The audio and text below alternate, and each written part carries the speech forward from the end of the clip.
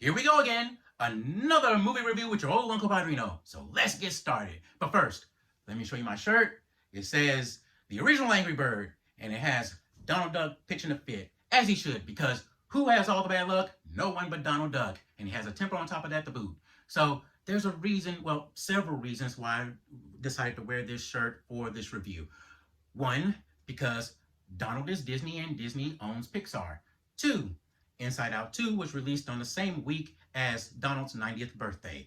Three, out of the famous five, I believe that's what they're called, the famous five being Mickey, Minnie, Donald, Daisy, Goofy. Technically, you should throw in Pluto in there as well, and Pete. Can't forget about Pete, and technically Chip and Dale, and Clarabelle Cow, and Horace Horsecow. I mean, but you get the idea, okay? Out of the famous five, Donald is my favorite character out of the group, okay? Now, Donald's uncle, Uncle Scrooge McDuck, is my favorite Disney character of all time, while Donald is my second favorite Disney character of all time. Don't let him hear me say that because he'll come and kill me and probably, hit me on the head with an anvil. But that's Warner Brothers, sorry. But four is because as it said there, the original Angry Bird, a spoof off of the Angry Birds video game app. Does anyone even still play that game, by the way? I don't know. You tell me. They are coming up with a third movie, by the way. But being that anger, the word angry is in there, Anger is my second favorite, I mean, not my second favorite character, but he's my favorite character in the Inside Out movies, okay? So there's the connections, all right? You see that, conspiracy theory, dun dun dun, okay? Now, you see the characters lined up here?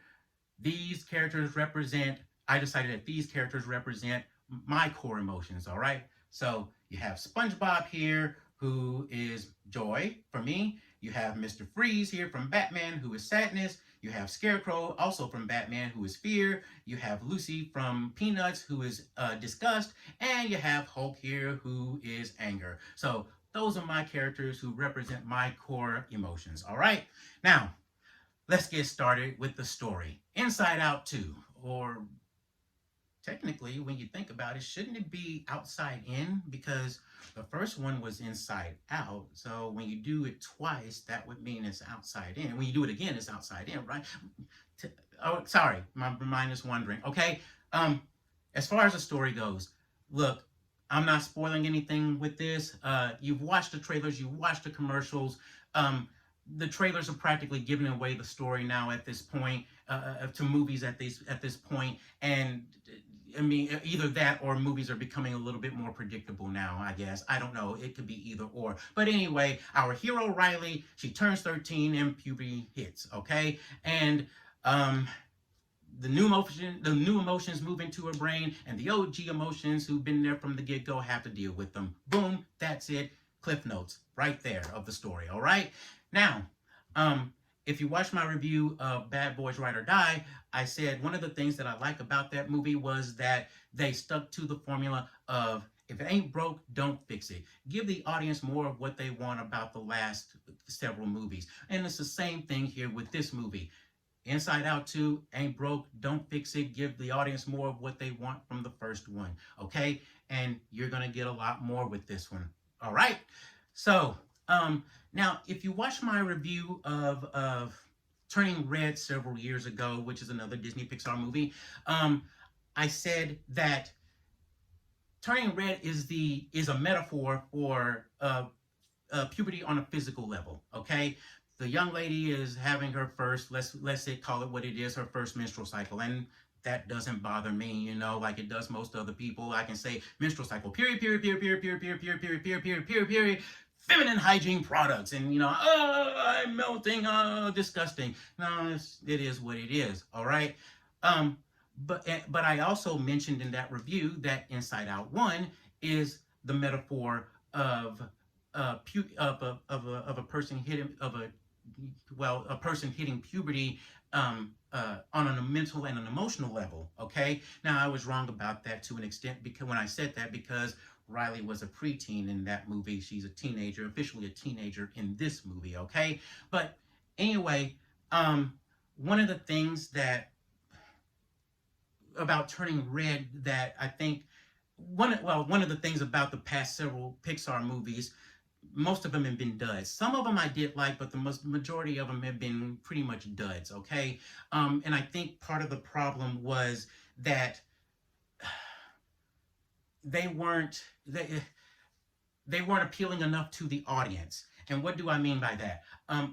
Several years ago, uh, uh, when I wanted to get back, when I wanted to get into the animation industry, when I still wanted to get into the animation industry, I went to an animation seminar. Um, and one of the things that was brought up at one of the sessions was, you know, who is your targeted audience? Is it preschoolers? Is it kids? Is it teens and tweens? Or is it adults? And that's the thing.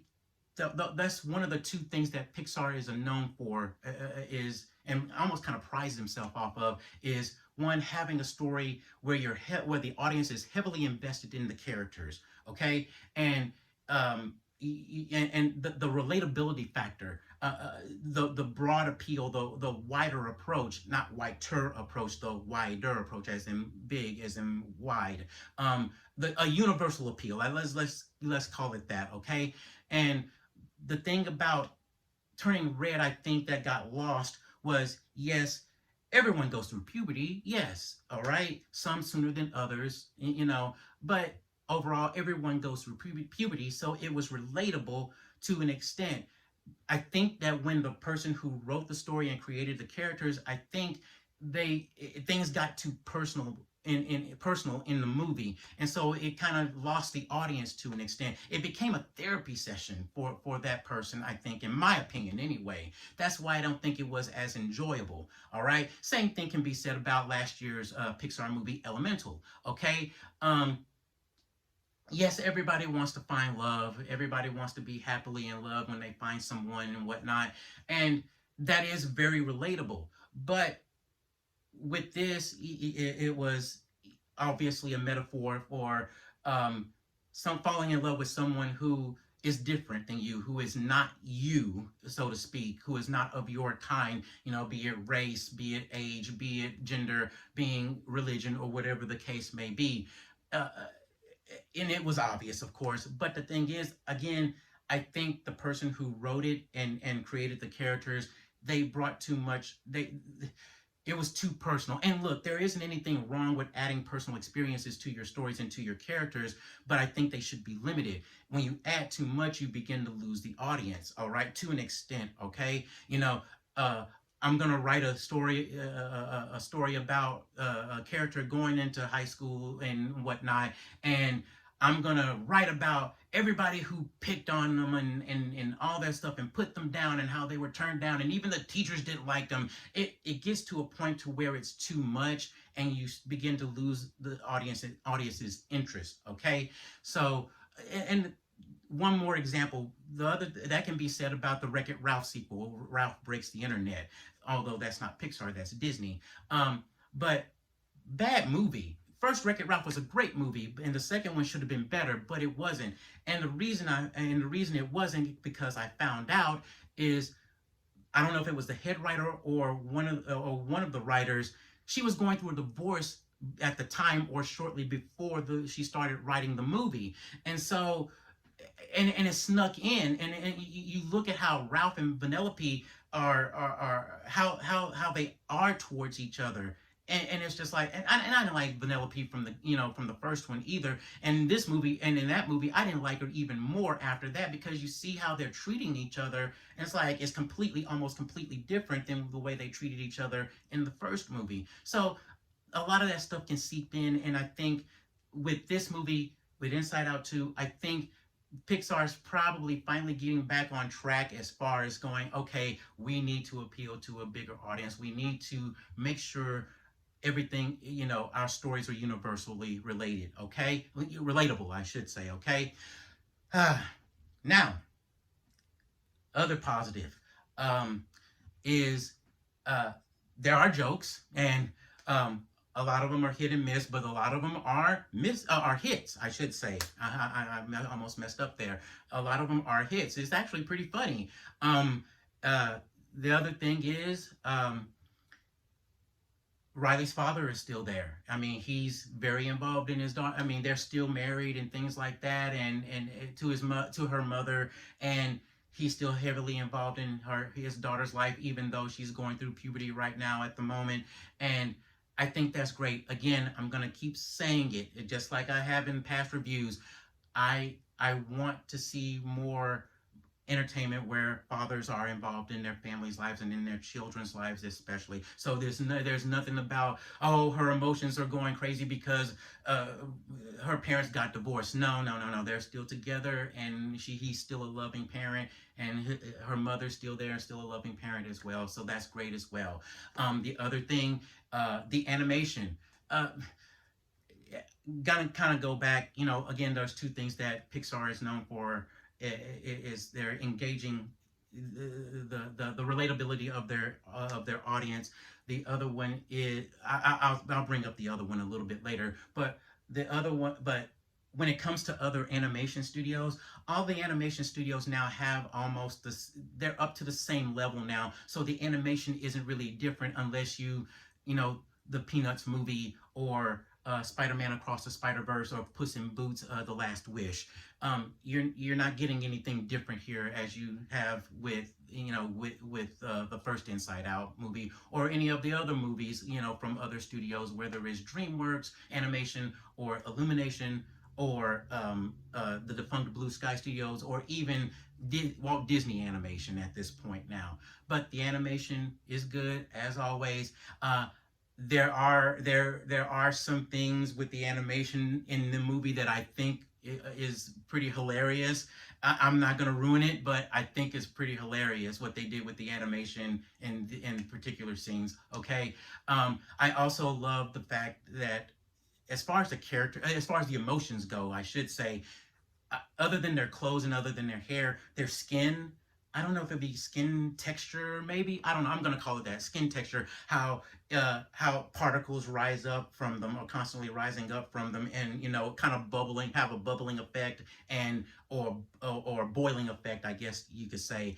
I think that's kind of interesting, to how that's representative of emotions, and I would like to see, or I would like to know how they came to that conclusion of doing that to represent emotions. Okay, voice actors. Phyllis Smith is back as Sadness.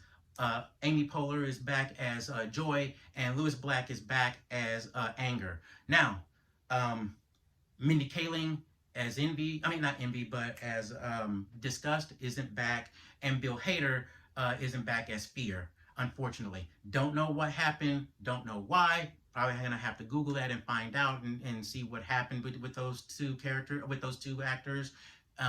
But the replacement actors, they do a fairly decent job. Okay. All right then. Now for the negatives. This is going to be pretty nitpicky, okay, and I'm going to explain why. All right, in a little bit. I'm going to go back to the first Inside Out movie, okay? At the end of the movie, we go into Riley's parents' brains, okay? Mom has female emotions, dad has male emotions. So Riley has 3 female emotions and 2 male emotions. What's going on here? How does that happen? I mean, do they switch genders after Riley hits adulthood or something? I mean, that doesn't make any sense to me. All right. Two, um, uh, two is disgust. Disgust is green. Okay. Now, when I first heard about Inside Out, the first one, I thought disgust was going to be envy, because the saying, green with envy, right? So it only made sense. Well, envy is introduced as one of the characters, as one of the new emotions in Inside Out too, and she is a shade of green, but she's not green. It's just a different. It's more of a greenish bluish color, or an aqua color. It's not green. Envy should be green, technically, when you really think about it. Now, I do get the idea of her being very small. So because the saying, green. I mean, not green with envy, but people can be a little envious, right? I can be a little envious. So I get that as far as it go, but it didn't make sense to me why she, you know, it is what it is. I get it, okay? The other one is anxiety. She looks like she's on crack, man, but it's not really that aspect of it. But I did not know that anxiety was an emotion. From what I always understood and from what I always learned, anxiety is a disorder. Okay, so, but I found out, well, I mean, after doing some digging, yeah, it is an emotion. It's like, oh, okay, that's new to me. But um, they try to pass her off as, only trying to help. And I call BS on that. I'm sorry. I mean, it's just like, wow, that you're really, trying to make her innocent in all of this. Okay, I mean, we all have anxieties. Okay, and I get it. Um, it's kind of funny in a sense because I didn't know anxiety was an emotion, and it's like I think Gen Xers, which is me, and millennials, I think we kind of go and baby boomers and in the silent generation. I think that's what it's called from the depression. But I think I think a lot of us go, anxiety is an emotion, really? It's just like, man, you're kind of soft. I mean, but I think every generation thinks the generation that's following them is soft anyway. So, but I just kind of find it weird that they think of anxiety as an emotion, and again, I guess it is. I don't think that's the right way to teach your children about anxiety, but I mean, hey, if whatever works, it works. All right. Um, the other thing that I have about that linking to anxiety is technically isn't anxiety a derivative of fear? So so to me it doesn't make sense on that level. And you go, okay, wouldn't it have been better if the emotions, like a cell, how a cell divides, maybe fear divides into anxiety, so you still have fear and you still have anxiety there, or whatever. Or maybe they evolve into that, fear evolves into anxiety and doesn't become fear anymore, it becomes anxiety. I don't know. That's just the way that I thought of it. Okay, now um, the reason I bring all of this up is because consistency. All right. If you watch my review of If, not it, but If, I said one of the things about that movie, something happened. If something happens early in the movie and then it happens again, sort of happens again in the later part of the movie, but it contradicts what happened in the first one. Well, this movie, Inside Out 2, contradicts Inside Out 1 in several ways, and that's one of the things that I have a gripe about, the consistency. It just, there are things that just don't make sense. There's these continuity issues. There's gaps. There's plot holes. Well, I wouldn't say plot holes, but gaps between one and the other that just don't make sense in my personal opinion. All right. The other thing is, as I mentioned before, the second thing, the two things that Pixar movies are known for, the second thing is the heart. Man, they know how to pull those heartstrings. I mean, this in Inside Out 2 did not have that knife through the heart moment. They didn't have the punch in the gut. And now there is a scene that does come somewhat close. One of the characters is at their wits' end and they feel defeated and they say, this hurts.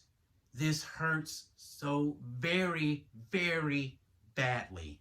And I felt that and I got that. I mean, having gone through a couple of events over several events over the past several years of my life, I could get that. It's like, man, that really does hurt. But it wasn't enough to make me turn on the waterworks. I'm leaking water from my eye, like Freakazoid said once. My eyeballs weren't swimming in an ocean of tears or anything like that. But it did hit home a little bit, all right? So you're not going to... They didn't have that bing bong moment.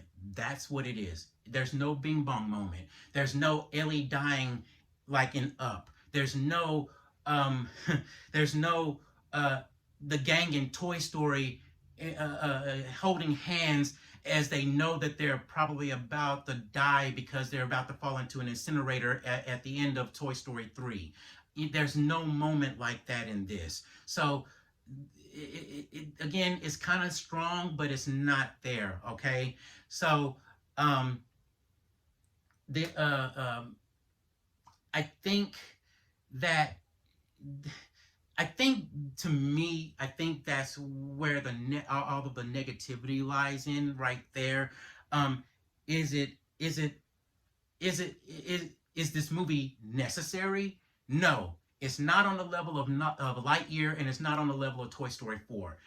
Is it a good addition? Yes, I was entertained. I had fun. I laughed. I didn't cry. So, but I mean, it just again, I go back to, was it necessary? No. But is it a good movie? Yes. Will you be entertained? Yes. Will it be on your list of top 5 favorite Pixar movies? No. Will it be on your list of top 10 favorite Pixar movies? Maybe. I could see it inching its way up there. I could see it being pretty good. Okay. So I think I think it, I think what I'm going to give it, I'm going to give it a full price admission. And it's not a movie where it's not didactic, it's not preachy, it's not lecturing to you or anything like that. It's just a straightforward movie, tons of lots of laughs and good stuff and all that sort of stuff. I mean, it's not going to be one of those movies where you're going to send the kids to because I don't want to watch this movie. I'm going to go watch another movie while they go watch that one, or while they go watch the movie, I'm going to go shopping or do something else or eat or whatever and pick them up later on. This is a movie where you can sit down and actually watch this movie and enjoy it with them, okay? Because you know your kids are going to drag you to it, all right? So, that's, oh, and one more thing. There is stay until the very end of the credits. There is an additional scene there. Very disappointed in it personally because they kind of build it up in the movie and in the middle part of the movie, and it's like, well, that was kind of a letdown. So, but you may think differently of it, okay? So, that's it for me, and that's it for this review. All right? So, take us out, Stan. That does it for this episode of the No Spoiler Show. And remember, if it's disgusted, it must be spoiled. Tune in next time. Until then, Excelsior!